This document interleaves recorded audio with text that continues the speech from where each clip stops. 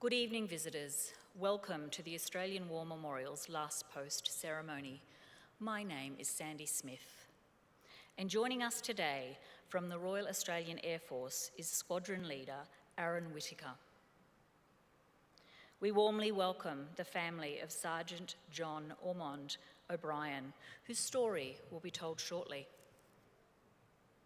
We warmly welcome Flight Lieutenant Caesar Thwaites, retired, representing the Air Force Association.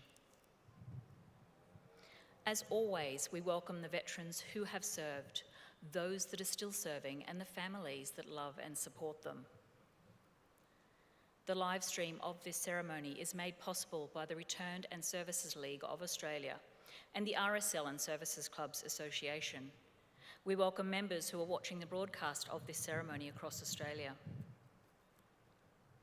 During this evening's ceremony, wreaths will be laid at the base of the Pool of Reflection by family and visitors to the memorial.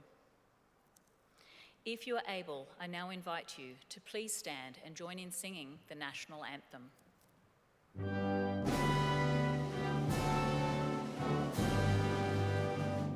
Australians, oh, let us rejoice, for we are one and free.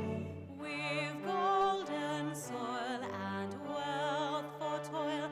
Our home is got by sea. Our land abounds in nature's gifts of beauty, rich and rare. In history's page, let every stage advance Australia fair. In joyful strains, then let us sing, advance Australia fair.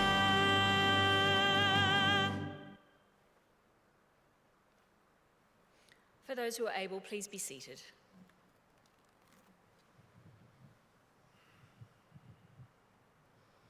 The Australian War Memorial was the vision of Charles Bean, Australia's First World War official historian.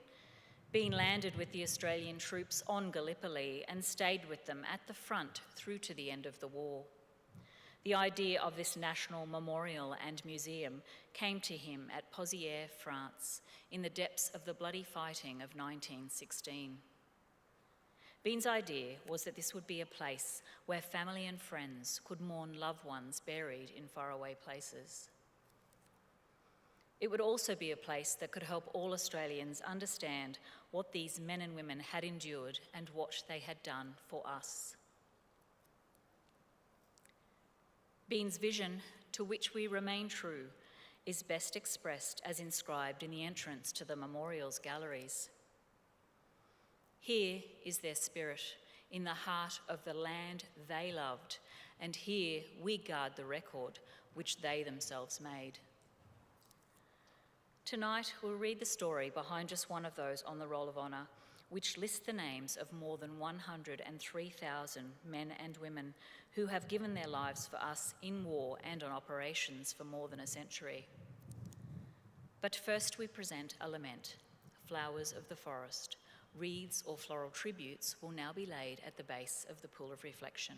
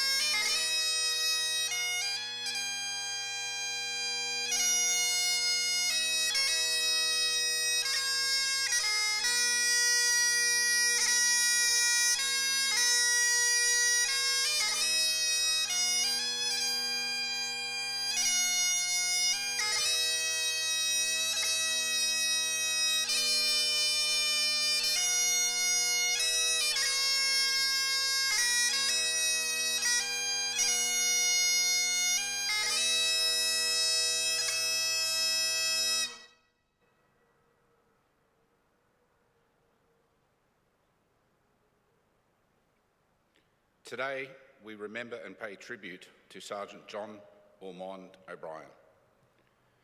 John O'Brien was born on the 19th of March 1919 in the Sydney suburb of Double Bay. He was the eldest child and only son of Eric and Annie O'Brien. He had two sisters, Nancy and Jenny. John attended the privately run Edgecliff Preparatory School for Boys, which prepared young boys for entry to Cranbrook School and Sydney Grammar.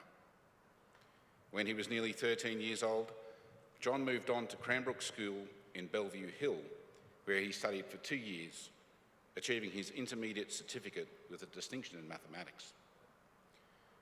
John was a keen sportsman, playing cricket, tennis and rugby for the first 15. He was also an excellent swimmer, but sailing cadet class yachts was his teenage passion. With his crew, he won a New South Wales championship. His love of flying began when he was a boy, when he offered to row a man in his dinghy out to his seaplane.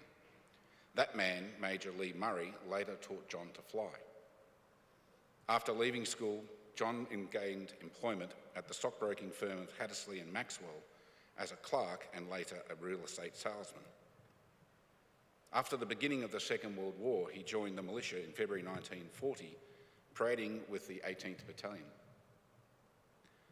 Obtaining a discharge from the militia, John joined the Royal Australian Air Force on the 4th of March 1941.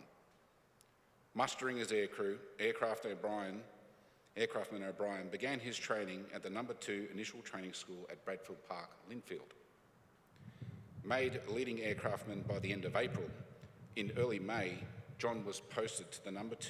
8 Elementary Flying Training School at Narrandera. In a letter home, he described passing written exams and flying, practicing steep turns and forced landings. Flying solo now, he described it as a great feeling. By the end of June, with his latest course completed, John returned to Bradfield Park's embarkation depot. On the 17th of July, he embarked at Sydney for overseas service. Sailing across the Pacific, then up the east coast of the United States, he disembarked in Halifax, Nova Scotia, on Canada's Atlantic coast a month later. As part of the Empire Air Training Scheme, he was one of almost 27,500 RAAF pilots, navigators, bomb aimers, wireless operators and air gunners and flight engineers who throughout the course of the war joined British and Commonwealth squadrons based in Britain. O'Brien proceeded to the No. 8 Service Flying Training School at Moncton in neighbouring New Brunswick, where he trained before receiving his wings. John was promoted sergeant on the 7th of November 1941. A fortnight later, O'Brien embarked for the sea journey to England. Arriving in England on the 7th of December, he was posted to the No. 3 Service Flying Training School at South Cerney in Gloucestershire. On the 24th of February 1942, John proceeded to No. 14 Operational Training Unit at RAF Cottesmore for operational training before going on combat operations. On the 21st of May 1942, O'Brien was seconded from the RAAF and posted to No. 49 Squadron, Royal Air Force, which was based at RAF Scampton in Lincolnshire and equipped with twin-engine Manchester bombers. His time with this unit would be short, just 1 month. On the morning of Saturday, the 20th June, the squadron was asked to provide 4 aircraft for a sea search. The previous evening, Bomber Command had attacked Emden and 9 aircraft had failed to return. The search would look for any of these aircraft that may have ditched at sea.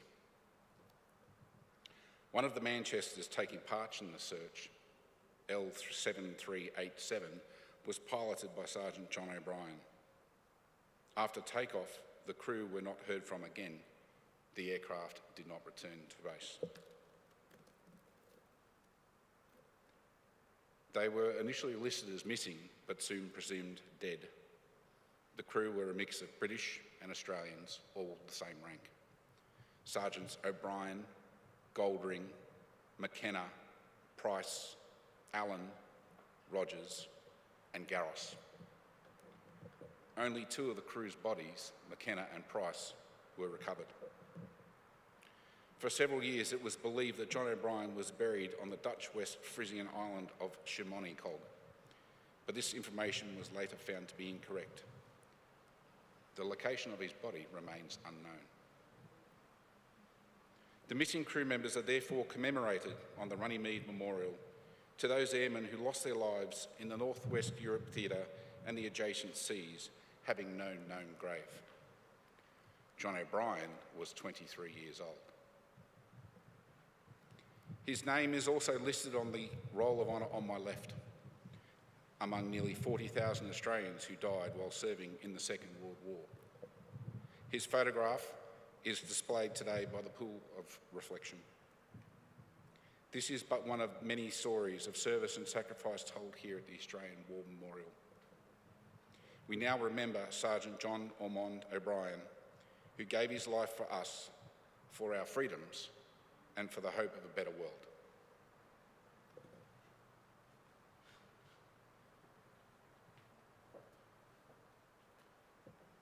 Please stand for the reading of the ode and the sounding of the last post.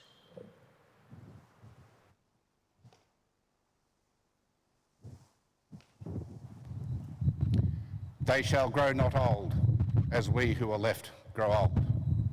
Age shall not weary them, nor the years condemn.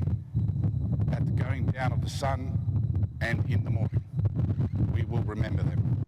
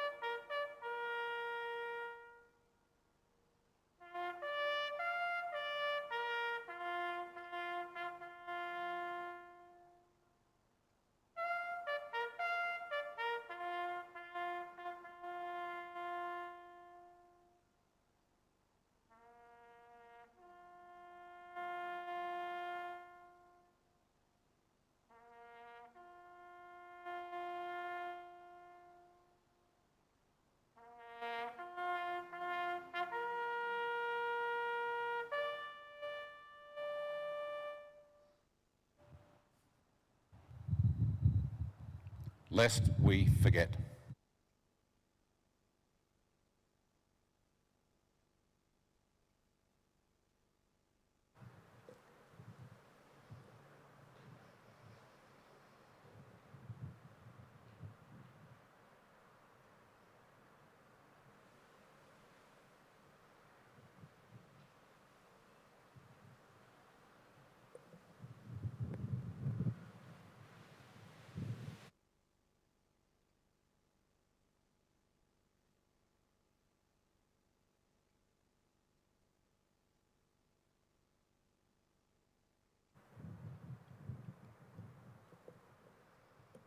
We leave you this evening with the words of the memorial's founder, Charles Bean.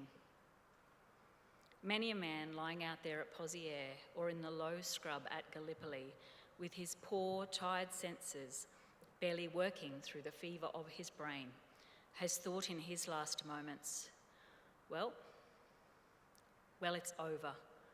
But in Australia, they will be proud of this. Ladies and gentlemen, girls and boys, that concludes the last post ceremony. On behalf of our director, staff and volunteers, thank you for visiting the Australian War Memorial today. We wish you all a very pleasant evening.